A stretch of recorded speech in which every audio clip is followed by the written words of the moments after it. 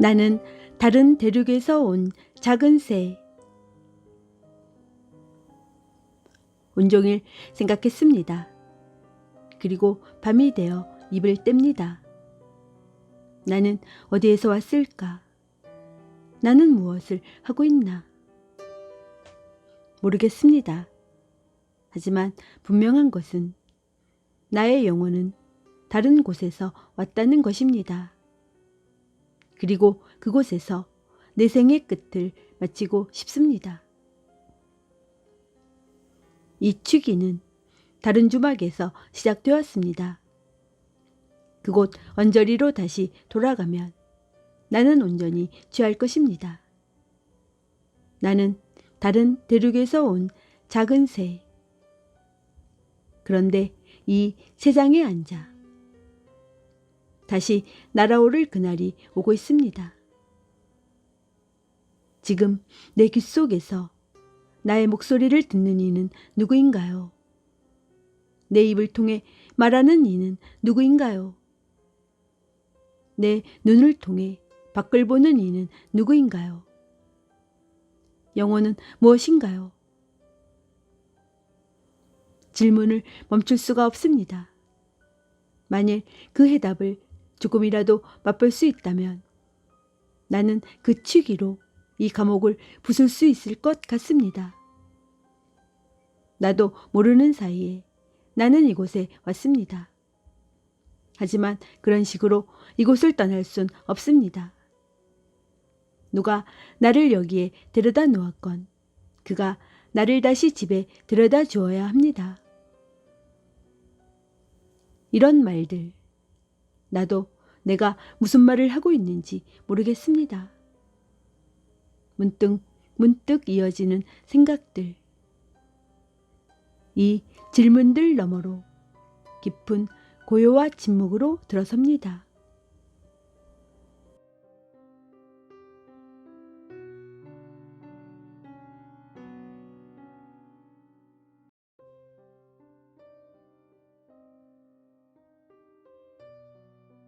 손님. 인간이란 존재는 여관과 같습니다. 매일 아침 새 손님이 찾아옵니다.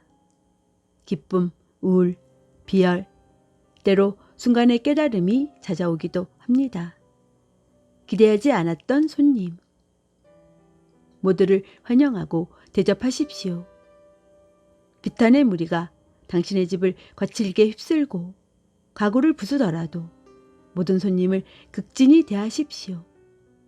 그러면 그 손님들이 당신을 새로운 기쁨으로 깨끗하게 씻어줄 것입니다. 어두운 생각, 수치, 원한을 웃음으로 맞으십시오. 그리고 당신의 집에 초대하십시오. 누가 오더라도 감사하십시오. 그들 모두는 저 너머로 당신을 안내하고자 찾아왔습니다.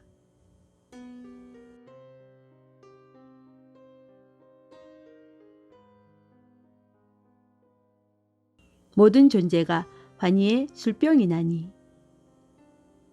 신이 우리에게 준 이 진한 술은 너무 독해 마시기만 하면 이 세계와 저 세계를 모두 떠나게 됩니다.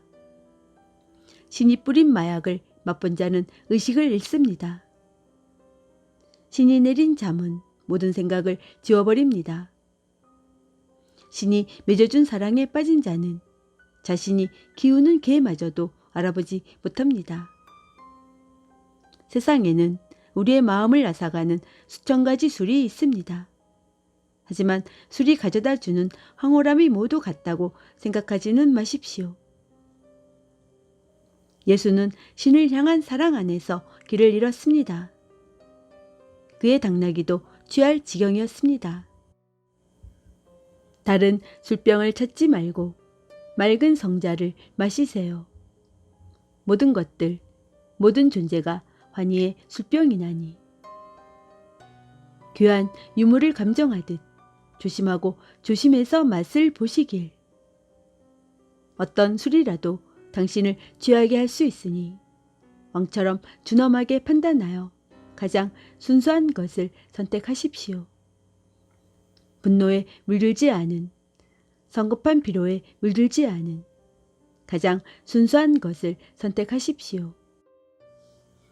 고삐가 풀려도 낙타처럼 의젓하게 걷게 하는 그런 술을 마십시오. 그리고 그렇게 또박또박 천천히 걸어가길.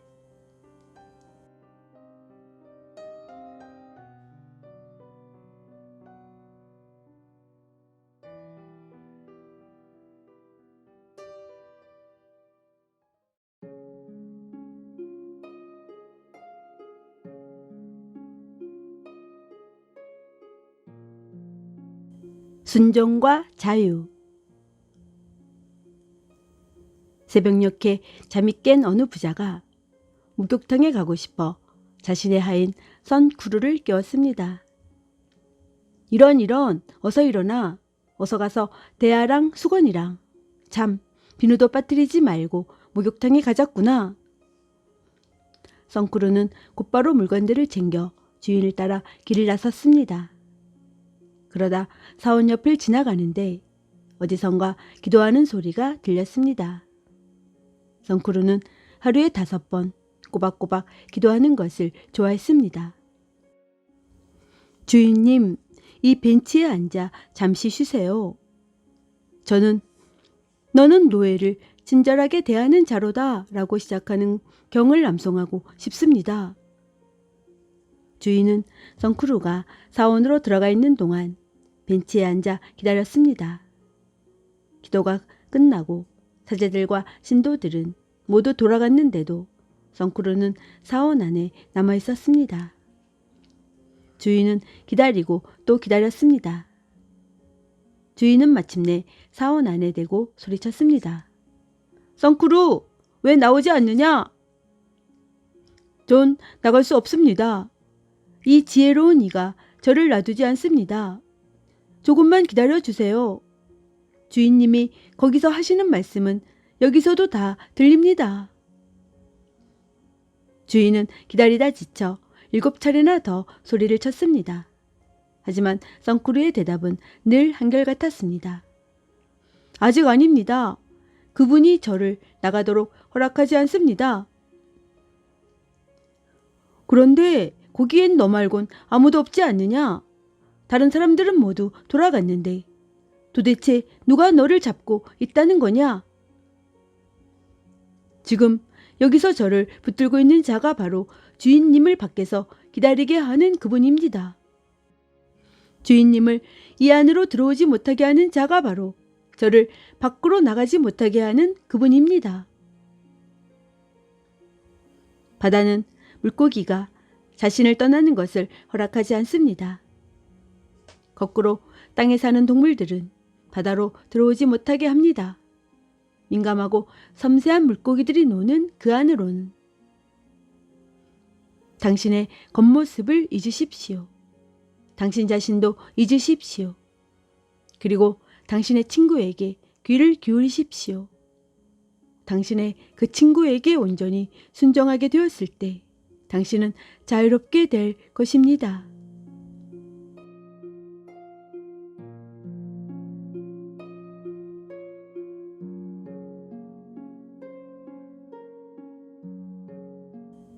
나를 찾아가는 물고기.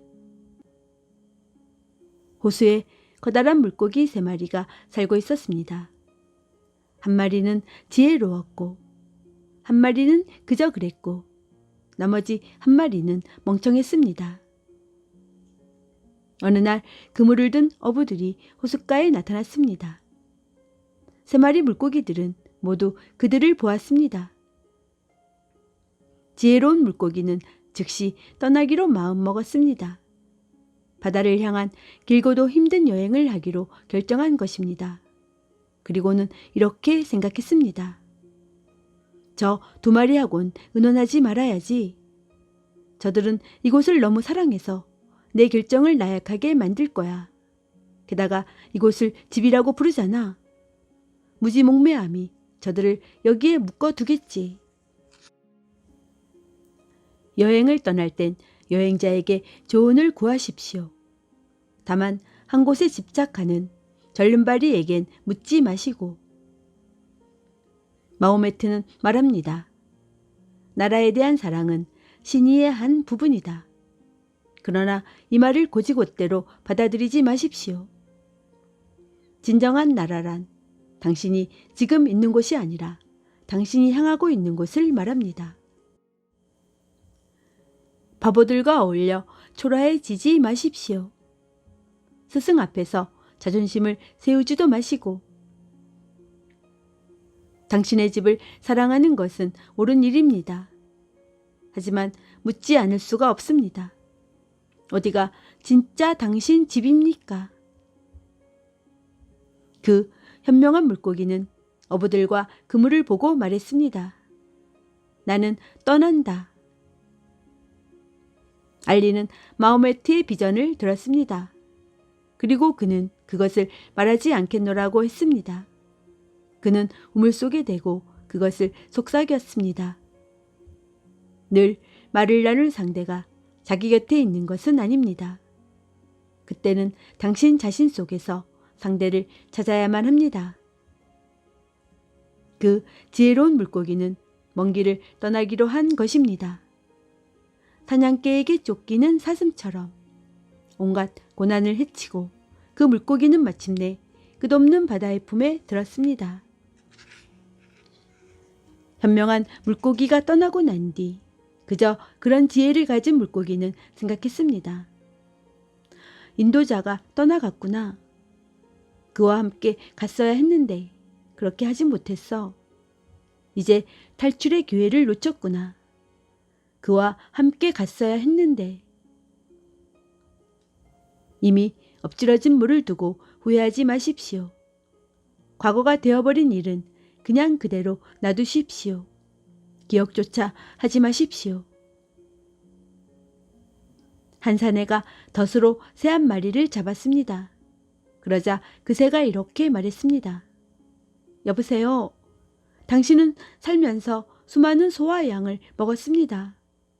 그런데도 여전히 당신은 배가 고픕니다. 제 몸에 보잘것없는 고기 한 점으로는 입맛만 버리게 될 것입니다. 저를 살려주시면 당신께 세 가지 지혜를 드리겠습니다. 하나는 당신 손바닥 위에서, 하나는 지붕 위에서, 나머지 하나는 저 나뭇가지 위에 앉아 일러드리겠습니다. 사내는 궁금했습니다. 그는 쇠를 풀어 손바닥 위에 올려놓았습니다. 지혜 하나. 누가 뭐라고 하건 어리석은 말은 믿지 마십시오. 그리고 새는 날아올라 지붕에 내려앉았습니다. 지혜 둘. 지난 일을 슬퍼하지 마십시오. 이미 지난 일입니다. 이미 벌어진 일을 후회하지 마세요. 새는 말을 이었습니다. 그런데 내 몸속에는 금화 열량에 버금가는 진주가 들어있어요.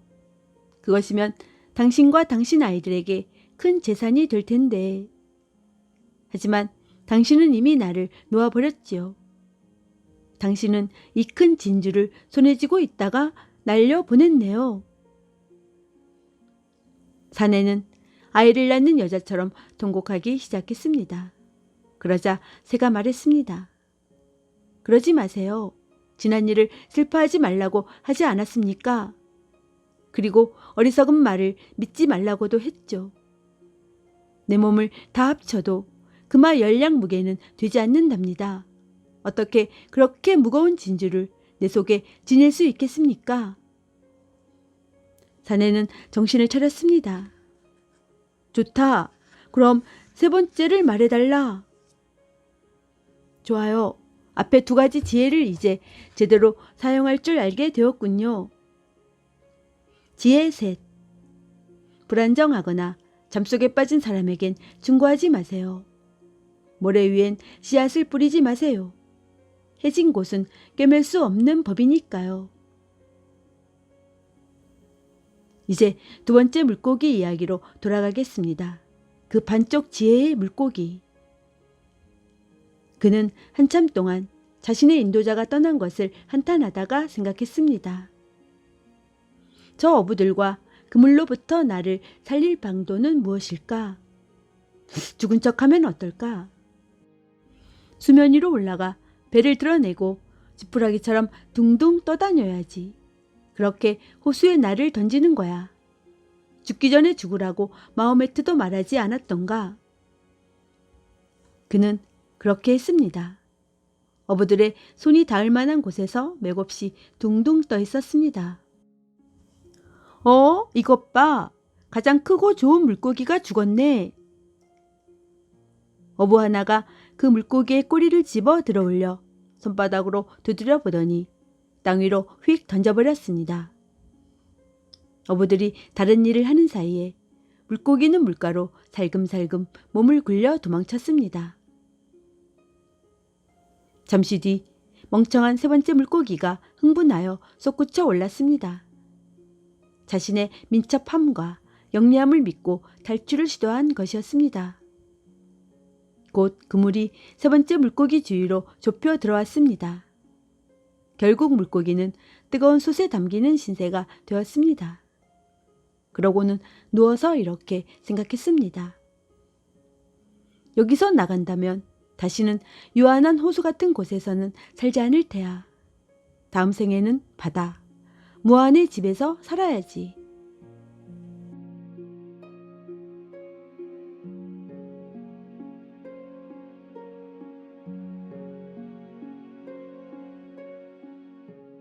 당신이 어디에 있건 그는 당신과 함께 있습니다. 우리의 행동과 신의 행동이 서로 무엇이 다른지를 살펴보십시오. 우리는 묻습니다. 너 왜 그렇게 했니? 혹은 네가 왜 그런 짓을 했을까? 우리는 행동합니다. 그리고 행하는 모든 것은 신이 창조한 것입니다. 우리는 뒤를 돌아보고 우리 삶에서 일어난 사건들을 분석합니다. 그러나 사물을 보는 다른 방법이 있습니다. 앞과 뒤를 동시에 보는 것입니다. 물론 이성으로는 이해가 가지 않습니다. 오직 신만이 이해할 수 있습니다. 사탄은 변명을 했습니다. 네가 나를 추락시켰어. 반면 아담은 신에게 이렇게 말했습니다. 우리가 이런 짓을 했습니다. 이 참회가 있은 뒤 신은 아담에게 물었습니다. 모든 것이 네 손안에 있건만 너는 왜 이 안에서 너를 보호하지 않았는가? 아담은 대답했습니다. 나는 두려웠습니다. 그리고 나는 경건해지고 싶었습니다. 존경을 갖고 행하면 존경을 받습니다. 달콤함을 주는 이는 달콤한 케이크를 맛보게 됩니다. 착한 여자는 착한 남자에게 빠지게 됩니다. 친구를 존경으로 대하십시오. 무례하게도 대해보십시오. 그리고 어떤 일이 일어나는지 살펴보시길. 사랑, 그것은 우리를 자유롭게 하는 신비를 풀어주며 동시에 우리를 묶어놓기도 합니다. 중풍에 걸린 한쪽 팔이 떨리면 그 팔을 잡고 있는 다른 팔도 떨립니다. 두 떨림은 모두 신에게서 옵니다. 그러나 당신은 한쪽에서는 자책감을 느낍니다. 그럼 다른 한쪽은? 이런 것들은 머리를 써서 대답해야 할 질문들입니다. 하지만 영혼은 사물을 다르게 접근합니다. 문제로 돌아가십시오. 당신이 어디에 있건 그는 당신과 함께 있습니다. 도대체 어떻게 그로부터 떠날 수가 있단 말입니까? 무지는 신의 감옥, 지혜는 신의 궁전. 우리는 신의 무의식 안에서 잠이 듭니다. 우리는 신의 열린 손 안에서 일어납니다. 우리는 신의 비를 슬퍼합니다. 우리는 신의 번개를 웃습니다. 전쟁과 평화 모두 신 안에서 일어납니다. 이런 복잡한 뒤엉킴 중에 과연 누가 홀로 똑바로 한 줄로 알라의 태초에 가닿을 수 있겠습니까? 우리는 텅 비어 있습니다.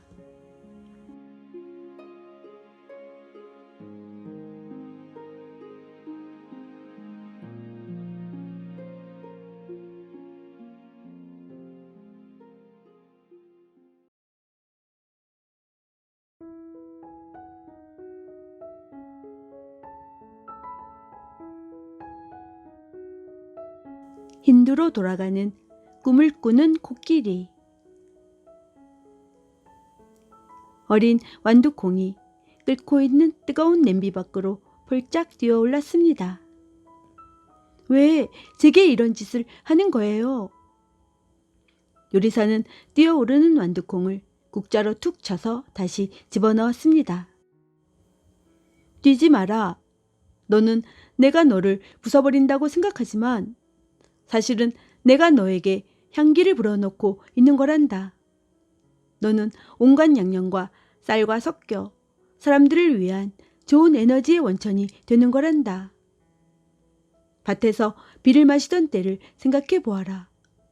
그때부터 너는 지금을 준비하고 있었던 것이란다.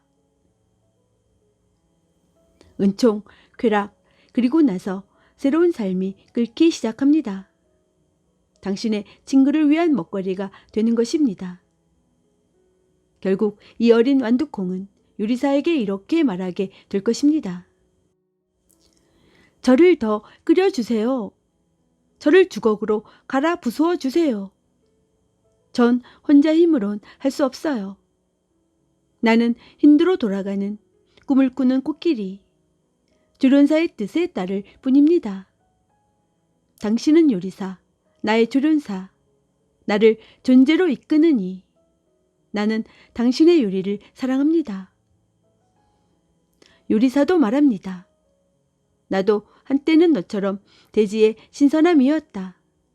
그리고 때가 되어 나는 끌어올랐다. 육체까지 모두 끌어올랐단다. 그렇게 2번 격렬하게 끌었단다. 나의 야생의 영혼은 힘을 더 해갔고 나는 수행으로 그놈을 길들였다.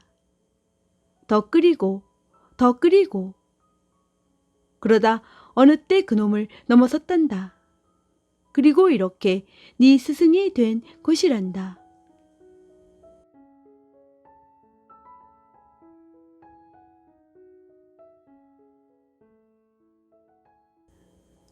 아름다운 사람에게 거울을 선물하십시오.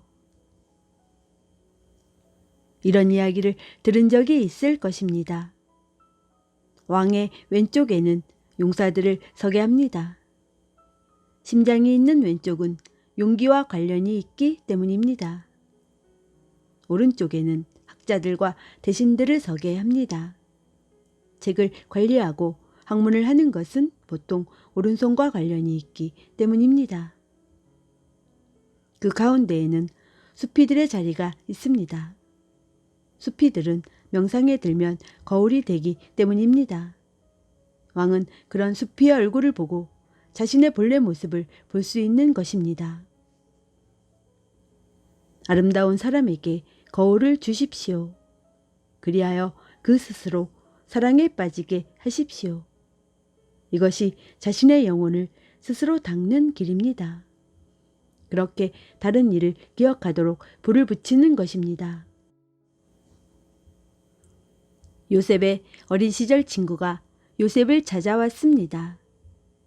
그들은 잠자리에 들어 베개를 베고 누워서 어린 시절의 비밀을 털어놓으며 얘기를 나누었습니다. 두 사람은 서로에게 대한 믿음이 깊었습니다. 친구가 물었습니다. 옛날에 자네 형들이 자네를 시기해서 꾸민 흉계를 알았을 때 기분이 어땠나? 마치 목을 사슬로 매인 사자가 된 기분이었지. 하지만 그 사슬 때문에 풀이 죽거나 불평을 하지는 않았다네. 나는 그저 내 힘을 스스로 깨달을 때까지 기다렸지.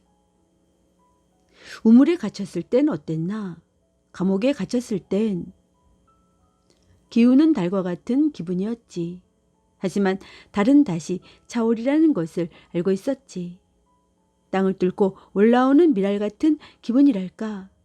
하지만 밀이 자라면 그 곡식을 거두고 방앗간에 가서 밀가루가 되지. 밀가루는 빵으로 구워지고 빵은 입속에서 부서져 사람의 가장 깊은 곳을 알게 되지. 사랑 안에서 길을 잃다. 씨를 뿌린 날 밤에 농부가 부른 노래처럼. 이런 이야기는 끝이 없었습니다. 그 친구와 요셉이 나눈 다른 이야기를 들어봅시다. 이번에는 요셉이 물었습니다. 그런데 친구, 무슨 일로 내게 놀러 오게 되었나?